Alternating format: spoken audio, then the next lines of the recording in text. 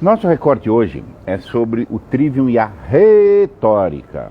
Sim, retórica. Essa tão mal afamada arte. A gente costuma associar a retórica, gente, a coisa de embuste, picaretagem, tá? A fraude. Tal coisa é meramente retórica.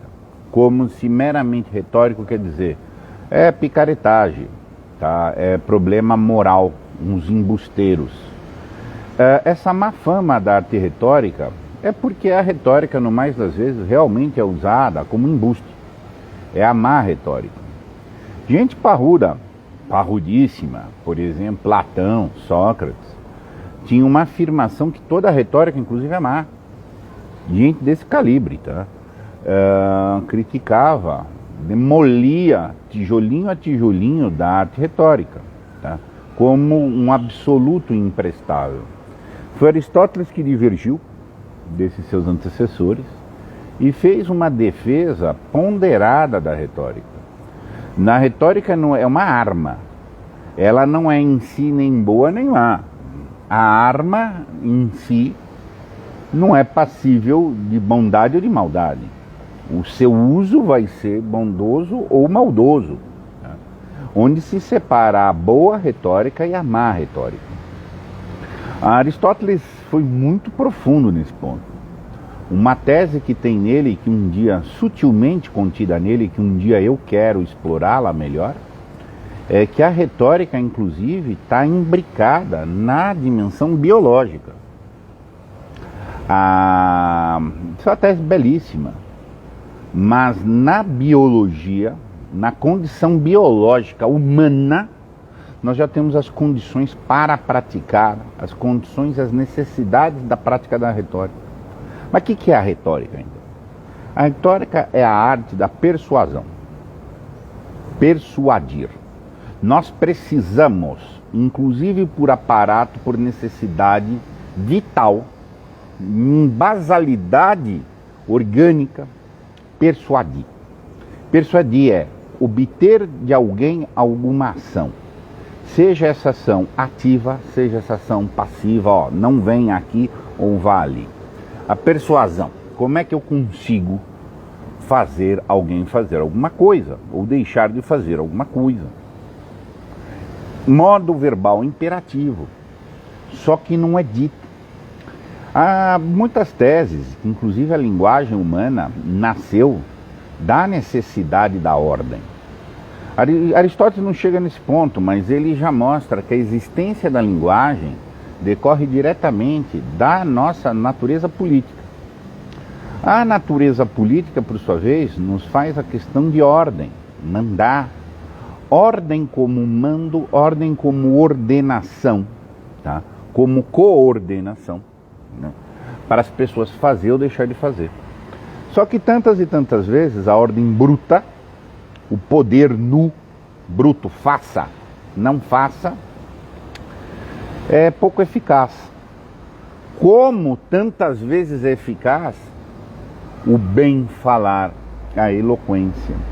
E aí vem aquela questão, então a retórica é um jeito de uma ferramenta do poder e por ludibril. É uma manipulação para poder fazer algo a alguém? Sim, isso mesmo. Absolutamente.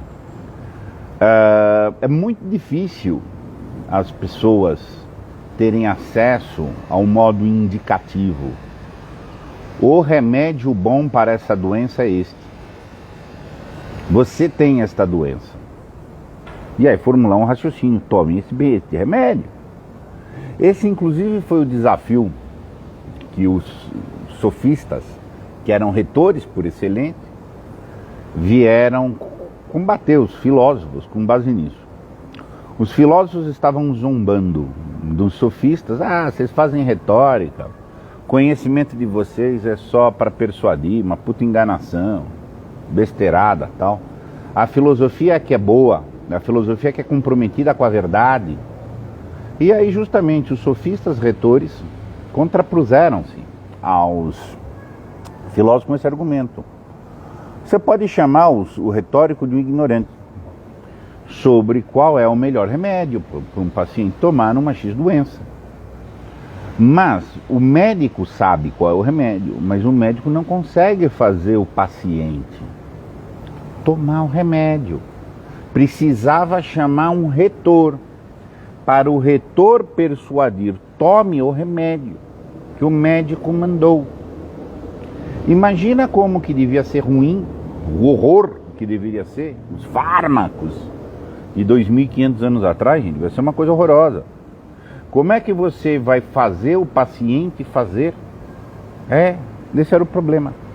E é curioso que em Platão tem uma passagem na República em que ele mostra esse problema das pessoas recusarem tratamentos médicos que fossem lhes causar problema de deixar de trabalhar. E eles não podiam deixar de trabalhar, mas não por uma questão só do ganho, por uma questão existencial mesmo, e etc. Já estava prenunciando aí o que eu concluo hoje. A profissão mais retórica que existe no mundo é a de terapeuta. O terapeuta pratica retórica ininterruptamente. Sim, absolutamente. Essa é a grande arte. Há várias profissões retóricas. Eu sou advogado de profissão, a advocacia é uma profissão retórica. As vendas, o marketing novo.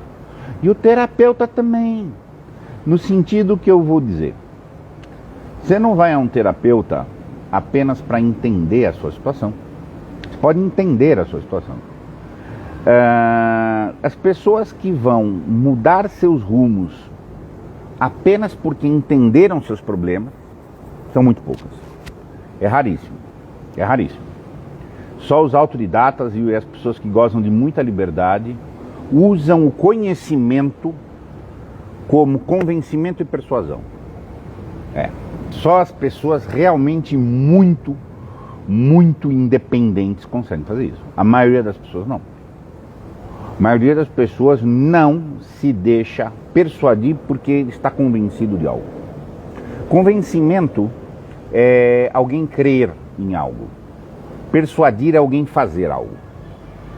Você chega pro toxicômano, quer ver uma abordagem ingênua perante um toxicômano?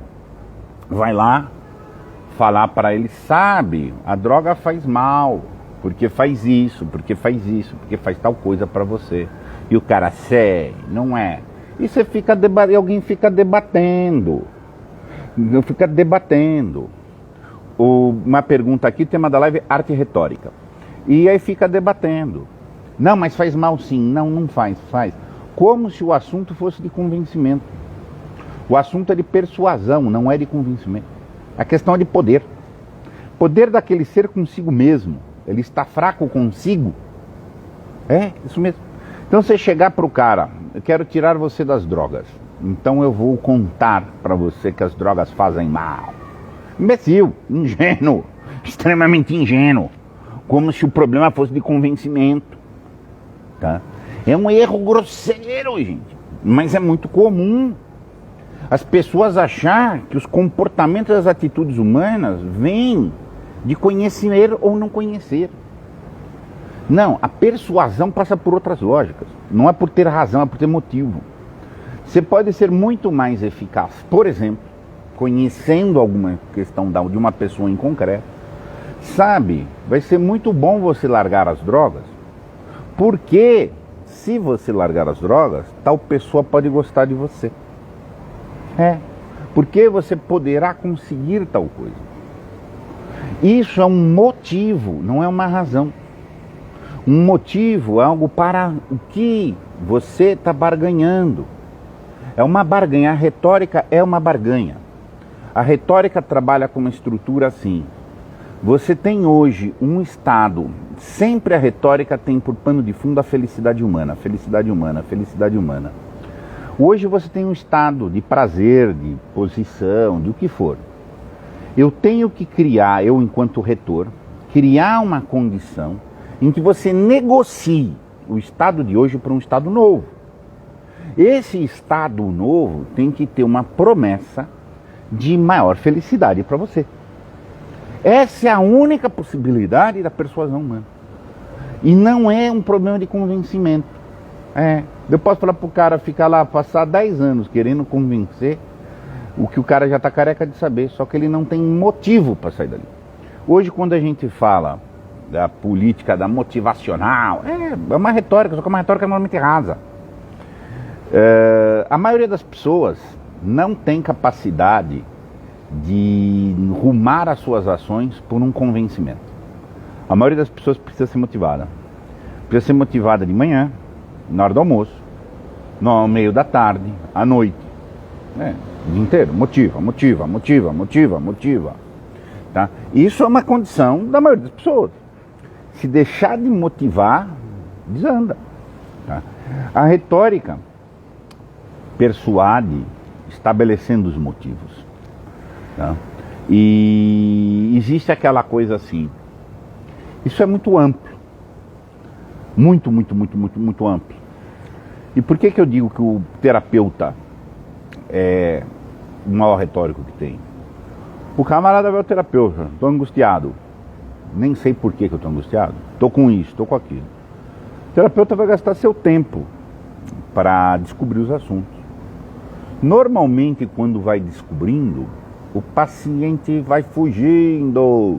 É assim que funciona o ser humano jogando com ele mesmo.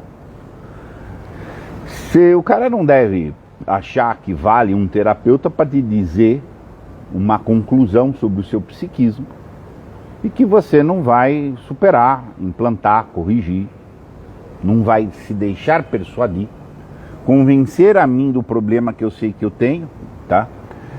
É muito complicado, tá? Porque eu normalmente já sabe, nem que seja difusamente. Agora, quando que o paciente fica lá e vai até o fim? Quando ele tem um motivo.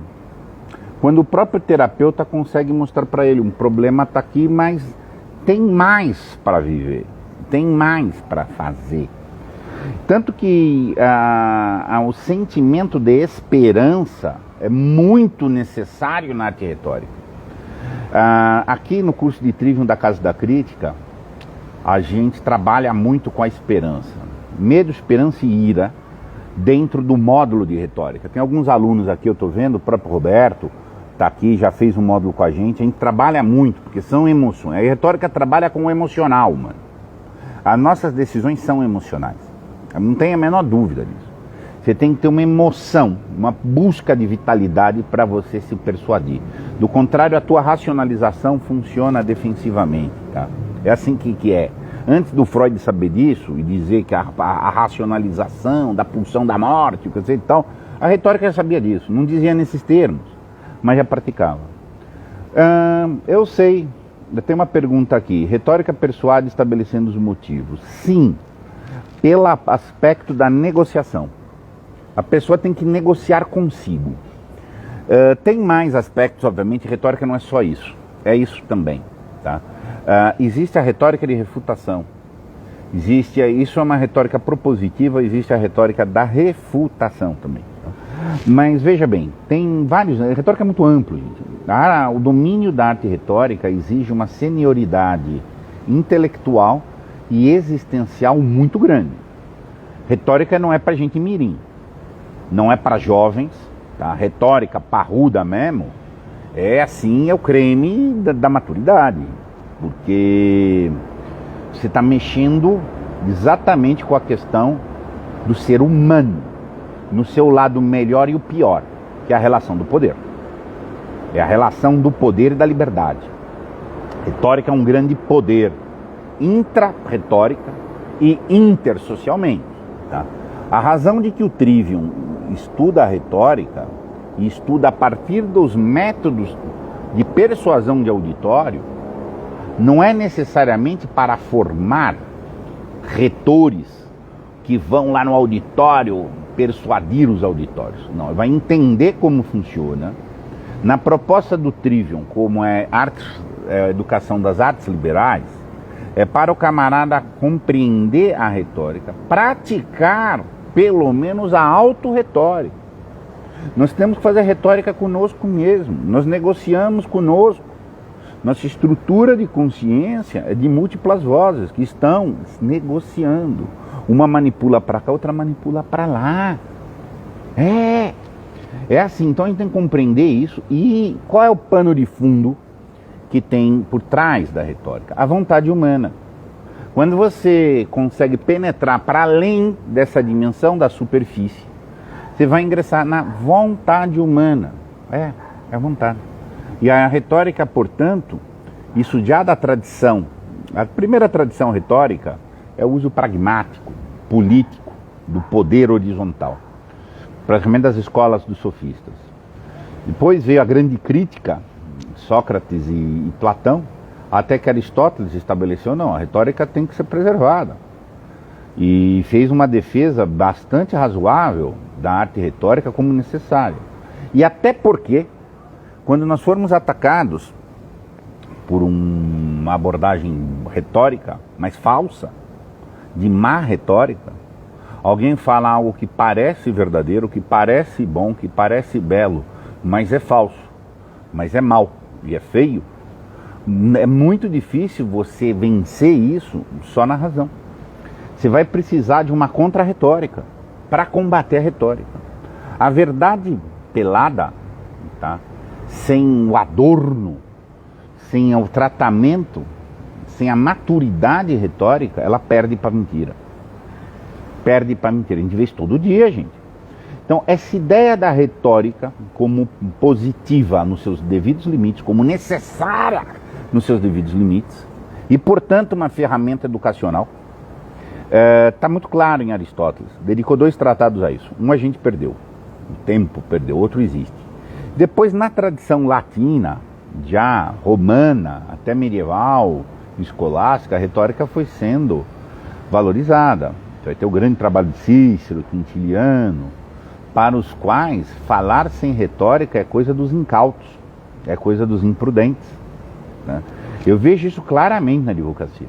Na advocacia, a gente consegue medir o advogado patatenra, molinha que está chegando e o veterano, pela abordagem retórica dele, tá? É a retórica que faz o grande advogado.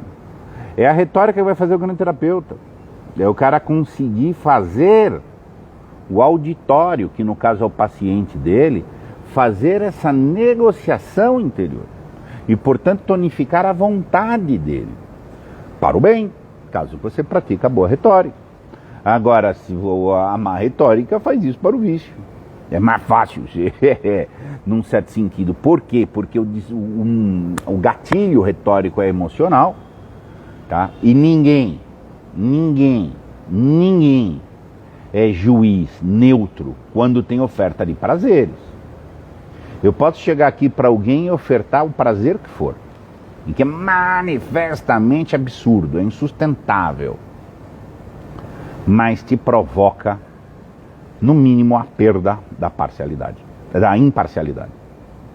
Então, a retórica, tá? A retórica destrutiva para o vício é muito fácil.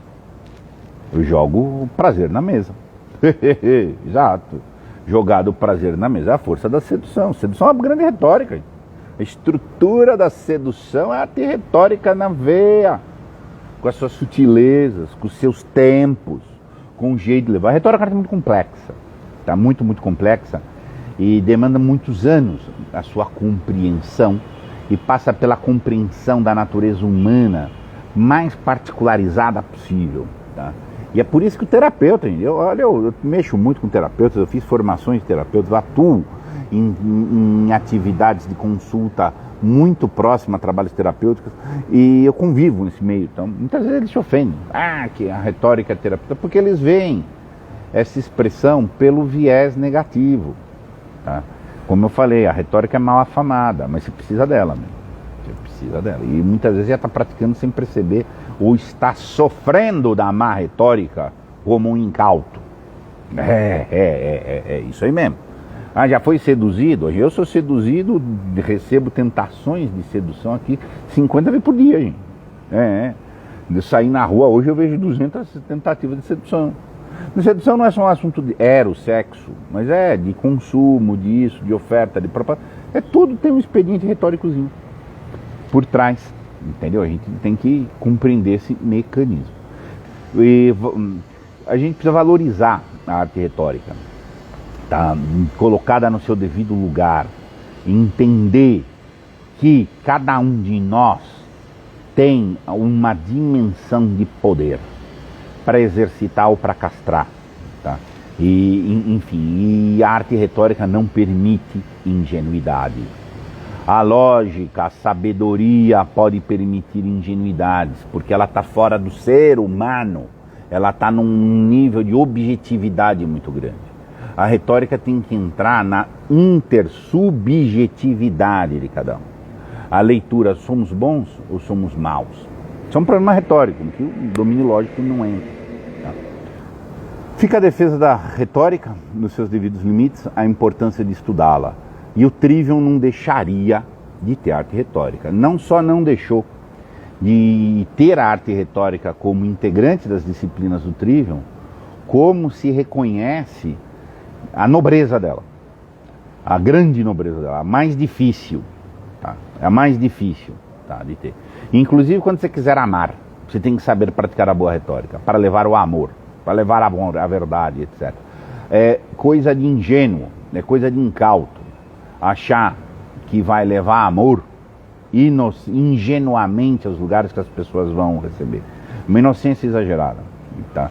E, enfim, retórica põe a gente no chão, faz fazer o que é possível. Fazer o possível virar possível. Ao contrário, fica sempre uma ilusão, etc. Então, bom, sem mais perguntas, meus caros, muito obrigado e até mais.